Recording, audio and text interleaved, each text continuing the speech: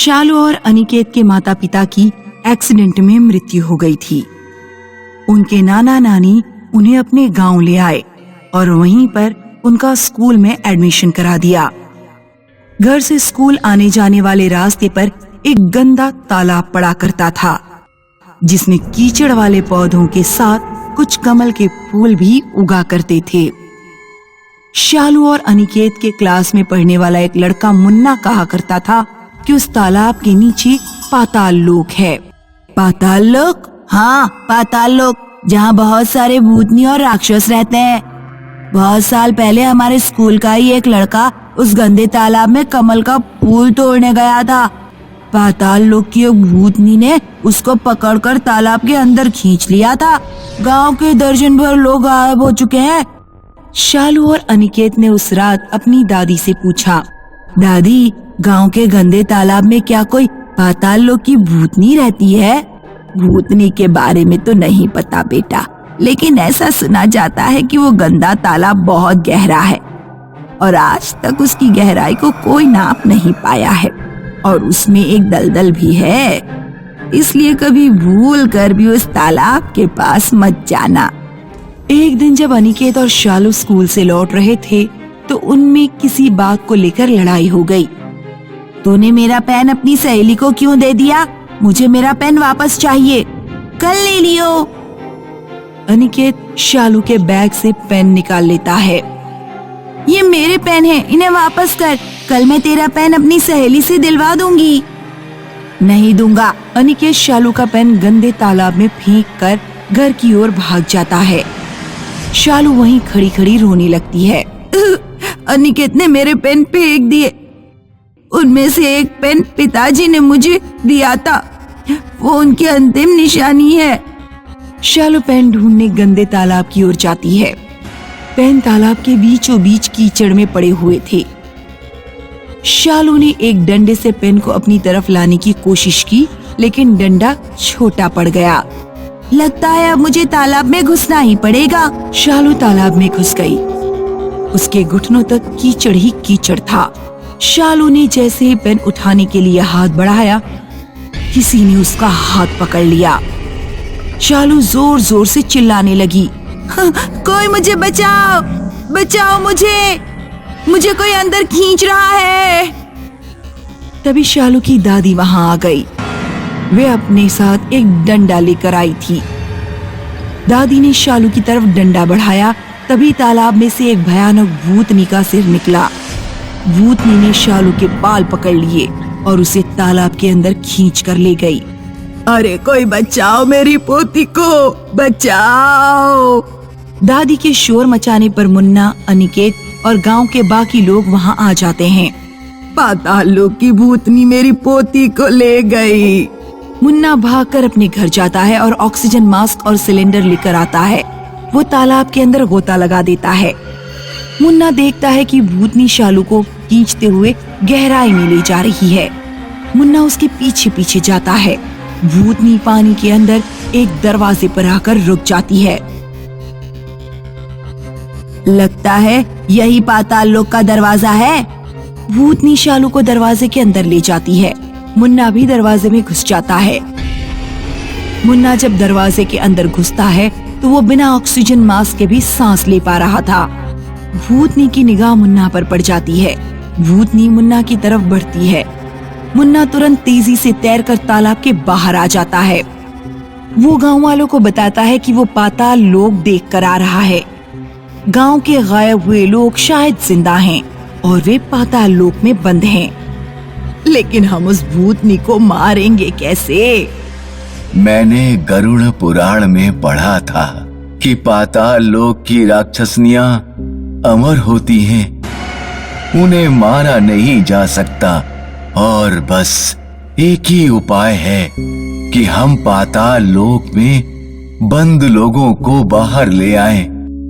लेकिन भूतनी के वहां होते हुए ये कैसे संभव होगा? पुराण में ये भी लिखा था कि पूर्णिमा की रात को राक्षसनियां गहरी नींद में सोती हैं। मुन्ना, अनिकेत और गांव के कुछ अन्य लोग पूर्णिमा की रात को तालाब के अंदर पाताल लोक में जाते हैं। वे देखते हैं कि भूतनी सो रही है। गांव के लोग एक एक करके शीशे में बंद सभी लोगों को बाहर लाते हैं। सभी लोग जिंदा थे। गांव के सभी लोग तालाब में मिट्टी डालकर तालाब को हमेशा के लिए पाट देते हैं। हालांकि गांव के लोगों को अभी भी डर लगता है कि कहीं भूतनी मिट्टी हटाकर किसी दिन वापस न आ जाए। हातिमपुर गांव के लोग रात में मुंह पर उंगली रखकर घूमते थे और कोई भी कुछ बोलता नहीं था। एक लड़का रोड पर अपने दादा के साथ जा रहा है। दादा, कल मुझे मेला लेकर चलोगे? दादा, आप कुछ बोल क्यों नहीं रहे? चुड़ैल का साया आता है। दादा लड़के का मुंह हाथ से बंद कर देते हैं। चुड़ैल भयानक आवाज में हंसती है। ये किसकी आवाज थी? दादा लड़के को लेकर झाड़ी में छुप जाते हैं। चुड़ैल कुछ देर रुककर चली जाती है। एक बार गांव में एक औरत का मर्डर हो जाता है। मर्डर की जांच करने केशलता अपनी टीम के साथ पहुंचती है। कोई भी गांव वाला पुलिस को कुछ भी बताने को तैयार नहीं था। सभी मुंह पर उंगली रखकर ना में सिर हिलाकर निकल जाते थे। केशलता को गांव में अपने स्कूल की दोस्त नेहा मिलती है। अरे नेहा, पहचाना मुझे? हम स्कूल में एक साथ थे। नेहा मुंह पर उंगली रखकर बस हाँ में सिर हिलाती है, लेकिन बोलती कुछ भी नहीं। इस गांव के लोग पागल हैं क्या? कुछ बोल ही नहीं रहे। नेहा, तुम तो कुछ बोलो। नेहा पेन निकालती है और एक कागज पर लिखती है कि अभी रात है, इसीलिए मैं कुछ भी नहीं बोल सकती। मैं कल सुबह तुमसे मिलने आऊंगी। नेहा अपने घर की तरफ जा रही थी कि तभी पीछे से किसी ने उसकी चोटी पकड़ ली। नेहा डर के मारे पीछे देखने की हिम्मत नहीं कर पा रही थी। उसने अपने सूट से कैंची निकाली और बिना पीछे देखे ही अपनी चोटी काट दी और भागती हुई सीधा अपने घर पहुंच गई। अगले दिन नेहा केशलता के पास पहुंचती है। सबसे पहले ये बताओ कि गांव के लोग रात में कुछ बोलते क्यों नहीं? गांव में जुबान काट कर ले जाने वाली एक अंधी चुड़ैल आती है। वो रात में गांव में घूमती है। जिसकी भी आवाज उसके कानों में पड़ जाए, चुड़ैल अमावस की रात में आकर उसकी जुबान काट कर ले जाती है। गांव के बहुत से लोग गूंगे हो चुके हैं। कैसे पागलों जैसी बातें कर रही हो? मतलब मैं रात में बोलती रही तो अंधी चुड़ैल किसी अमावस्या की रात मेरी भी जीभ काट कर ले जाएगी?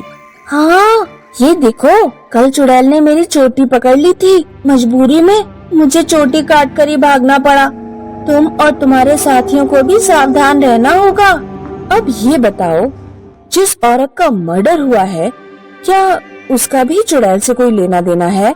चुड़ैल उस औरत के लड़के की भी जुबान ले जा चुकी है।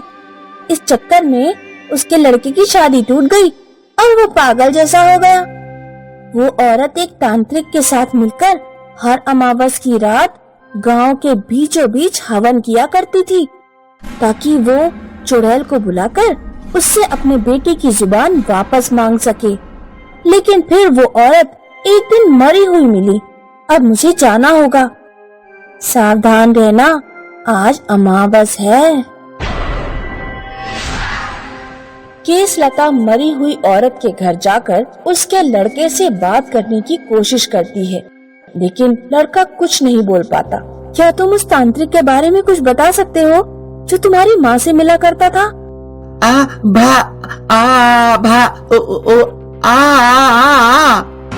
रात हो जाने पर केशलता उस जगह पर जांच करने पहुंचती है जहां औरत तांत्रिक के साथ मिलकर हवन किया करती थी।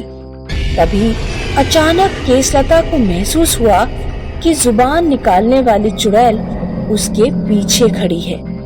केशलता तुरंत रिवॉल्वर निकालकर पीछे पलटती है, लेकिन पीछे कोई नहीं था। तभी चुड़ैल के हाथ केशलता की गर्दन पकड़ लेते हैं।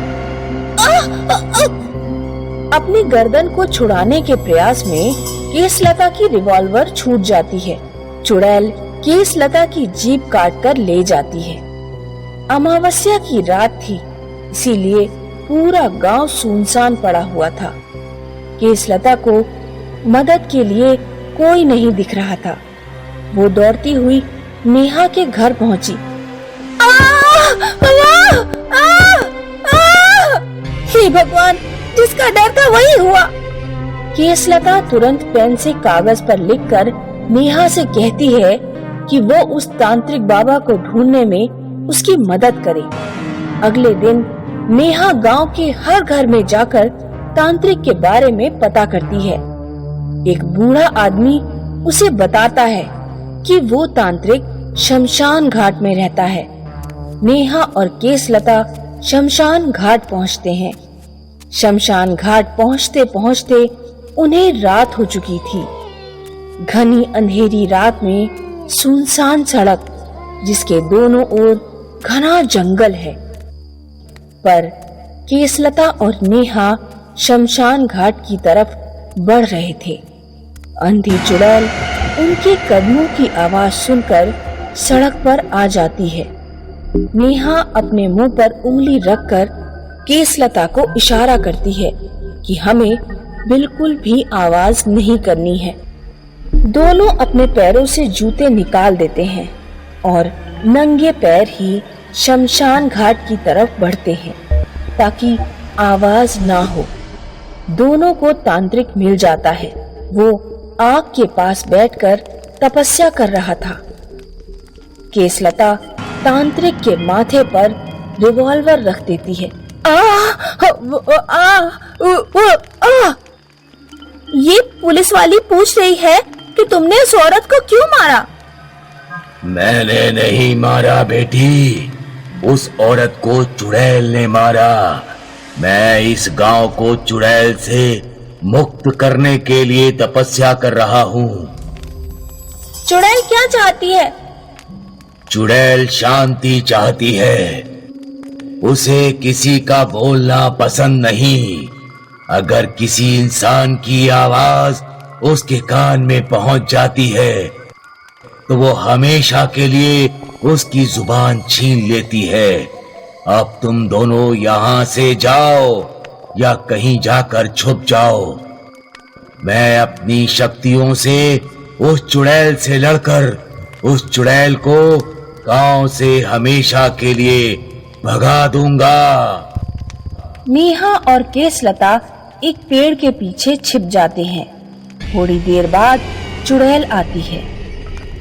नेहा और केसलता देखते हैं कि तांत्रिक गुस्से में चुड़ैल से कुछ कह रहा है, लेकिन दूरी ज्यादा होने के कारण वे दोनों कुछ सुन नहीं पा रही थी। वे दोनों पास जाकर तांत्रिक और चुड़ैल की बातें सुनने की कोशिश करती हैं। तू इस गांव से चली जा। नहीं, मैं नहीं जाऊंगी। मैं पूरी दुनिया को गूंगा बनाऊंगी। मुझे शांति चाहिए। मैं अपने गले में पड़ा ताबीज नष्ट कर दूंगा। तू ऐसा नहीं कर सकता, क्योंकि यदि ताबीज नष्ट हुआ तो मेरे साथ तू भी मर जाएगा। तांत्रिक अपने गले से ताबीज निकालता है और आग में डाल देता है। नहीं!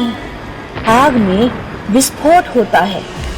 चुड़ैल मर जाती है और तांत्रिक मरणासन अवस्था में पहुंच जाता है। चुड़ैल के मरते ही केसलता की आवाज वापस आ जाती है। केसलता और नेहा दौड़ते हुए तांत्रिक के पास पहुंचते हैं। ये आपने क्या किया बाबा? चुड़ैल को मारने के लिए अपनी जान खतरे में डाल दी। अच्छे काम में अपनी जान भी जाए तो हर्ज नहीं। वैसे भी मैं बूढ़ा हो चुका था। मुझे खुशी है कि मैं गांव वालों को चुड़ैल से मुक्त करा के मर रहा हूँ। ऐसा कहकर तांत्रिक मर जाता है। नेहा और केसलता चुड़ैल के मरने की खुशखबरी जाकर गांव वालों को देते हैं। उस दिन के बाद गांव वाले रात में भी बातचीत करना शुरू कर देते हैं। गांव के लोग चंदा इकट्ठा करके चुड़ैल को मारने वाले बाबा की मूर्ति गांव में स्थापित करते हैं।